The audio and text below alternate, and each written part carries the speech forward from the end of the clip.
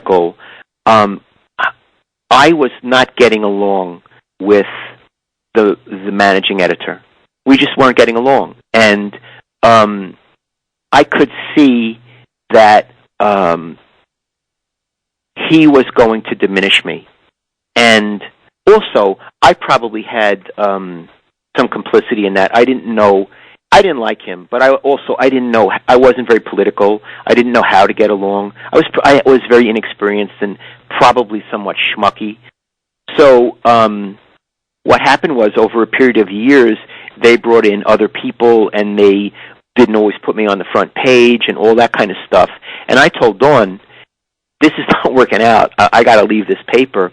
And what was interesting, what happened was, she said, boy, that's tough, because my mother is going into senility, and she's living in San Leandro, and she had a son from a first marriage, and the dad lived out here.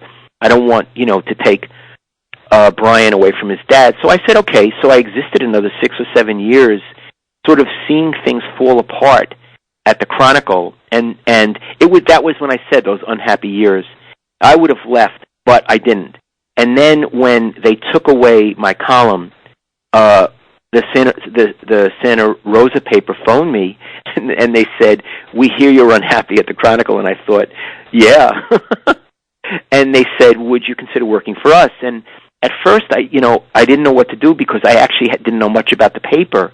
But they said, look, we're owned by the New York Times. We're a really good outfit, and you don't have to move up here. We want you to keep your life intact. We'll pay you a good salary and just write for us instead of them.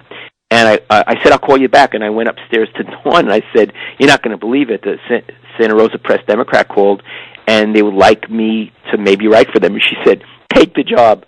So that was how it happened. And I strictly made the move as a happiness and a lifestyle move, because I was no longer happy at the Chronicle. And, of course, I was aware that, as you put it, I had been the man at the Chronicle, and even being the man at the Santa Rosa Press Democrat would not equal the clout and the notoriety that I would had at the Chronicle.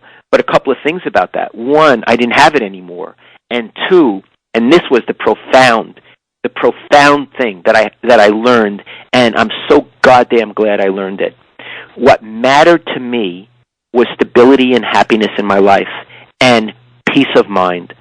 To go to sleep at night and not to be troubled, not to worry, not to be angry. I think that takes years off your life. The idea of being the man, what do you get from it? Food doesn't taste better. Your wife doesn't kiss you better. You're not. It's not a tangible thing. What was tangible to me was feeling happy, smiling, seeing my wife happy that I was happy, working with editors who appreciated me and encouraged me. You see what I'm saying, Luke? Mm-hmm.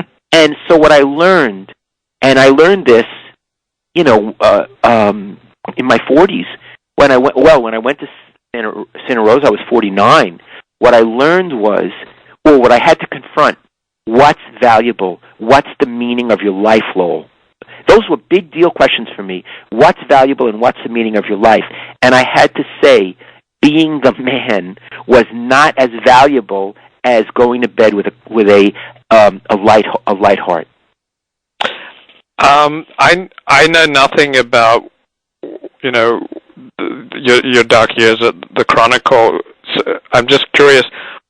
Was there anything that you did as a writer and as a journalist that led to that decline? For instance, did you refuse to cover certain stories, or no? What happened was, in 1986, the way it worked was the Chronicle and Examiner were competing. The Chronicle was the morning paper, and the Examiner was the afternoon paper. I did not like the management at the Chronicle, and I thought they were grossly underpaying me. I spoke to the Examiner about working for them, and that we had discussed almost doubling my salary, and it was important to me.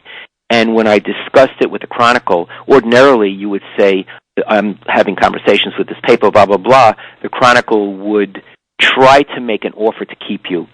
And they would have for any other paper, but they hated the Examiner, and they saw my talking to them as a betrayal, and it may have been. I'm not even arguing with them. Mm-hmm. And suddenly, and this is something I don't understand, I never had the offer from the Examiner in writing, just as I never had the offer from the Chronicle in writing. It was a handshake, and I thought that's how you did business. The Examiner rescinded the offer, and I don't know what went into that.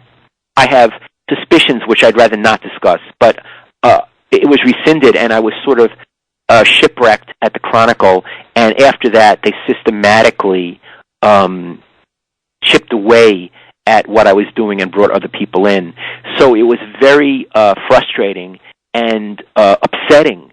It was very upsetting to me, and I did have to admit that I had completely misjudged the situation and had tremendous complicity in, I guess, what you'd call the downfall. But, again, it was a very hard time to live through. I'm going to call it 7 years.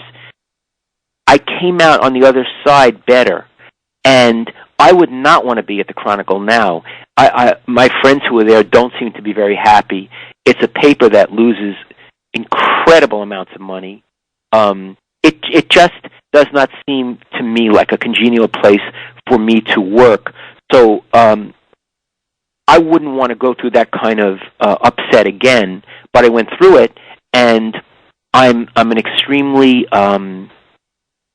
pleased and balanced person now. May I ask how much money you were making in 1986 at the Chronicle before the offer from the Examiner? Yes. I think it was 40-something. I was the number one guy, and I was making 40-something. And as I recall, and when I ever went in to the guy and asked him for more money, he would treat me like, who the hell are you to ask? And it used to burn me up because they were selling a lot of papers based on me. And now I had just gotten married, and I had a stepson, and I needed more money, and they didn't seem to I remember one time the managing editor said to me, "When did you become so interested in money?" And I said, "I'll tell you what. If you're not interested in money, give me your salary. I'll switch salaries with you." And he kicked me out of his office. How much was he making? I have no idea. But he was making a lot more than $40,000. Probably 120? No idea. So, again, I don't want to portray the Chronicle as bad. We just had an inevitable conflict, which I was not savvy enough to anticipate. So I screwed things up. And it's funny, this story I told you about this episode, I've never actually talked about it publicly, but that's pretty much what happened.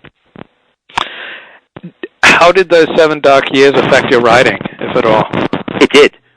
Even Dawn, who was a real supporter of mine, she said that my writing became increasingly tentative. And because what would happen was I would write a column, and all of a sudden the sports editor would call with all kind of problems with it. And this had never happened before. I was not in management. I don't know what the deal was. But eventually I would second guess everything I was writing. And by the time they took my column away, looking back, I think maybe there was a certain fairness to it because I wasn't Lowell anymore. Now, the minute I went to the other place, Santa Rosa, it came back in a day. All right, all my whatever you want to call my demon or my energy or it all came, and my confidence all came back. But they whatever they were doing to me, I think it worked. And when they finally did whatever they did to me, they probably had reasons in my work. It was a shitty time for me to be a writer. And you know what? I didn't love writing in those days. And one of the things that was nice about going to Santa Rosa was falling in love again, refinding the love. It sounds so trite, Luke, but that's what it felt like. In what state do you do your best work? What do you mean? Well, for me, I do my best work generally when I'm feeling angry and isolated. Oh, no. I write in joy. I don't write in anger. I like to write in the morning. I usually write with music playing because it insulates me from the world. And depending on what I'm writing, I could be listening to Mozart or the Ramones. Depending on what I'm doing. I don't write in anger, but I write. Sometimes I always write